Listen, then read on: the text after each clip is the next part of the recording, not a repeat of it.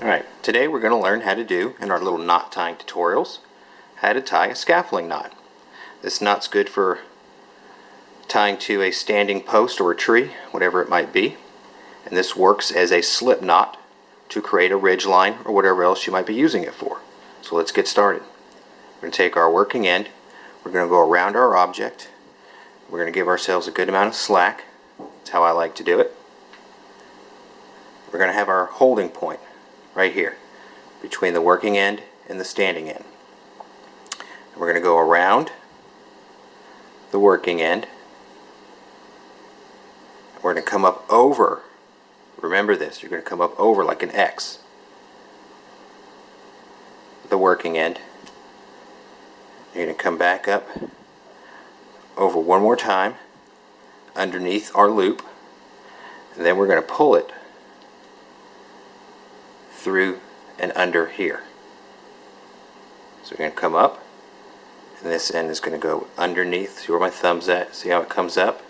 And it runs parallel with the standing end. And then just kind of tighten it up.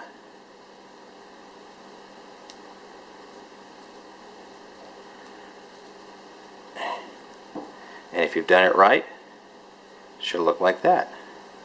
And I have a little X on the side. And the way this knot works, it's like a slip knot.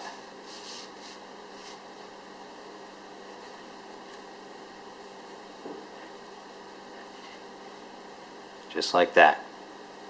You can see how it's parallel, but then it kind of has an X. That's how you know you've done it right. And it works as a cinch knot, so you kind of just cinch it, and then you can unloosen it.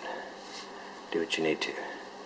So it's like a cinch knot because it self-tightens, and it's also a slip knot because it slips into place, like so. So let's try that again. So doing it again, we're going to take our working end, going over our object, making sure to give ourselves plenty of slack. I'm using a big rope as usual, just so you can visually see this. You can do this with paracord as well. So we're going to hold it like so. To help us wrap it, we're going to go around once. Then we're going to come up and over the working end, keeping it parallel. We're going to go over one more time. And we're going to come up under the loop, and we're going to go through here. So I like to keep my thumb between it to create that gap. So you can see our working end is going to go through there, just like so. Just keep it nice and tight. And there we go. And then just tighten it up, make it nice and neat, and then you just push it forward, and there's your slip knot. And that is how you do a scaffolding knot.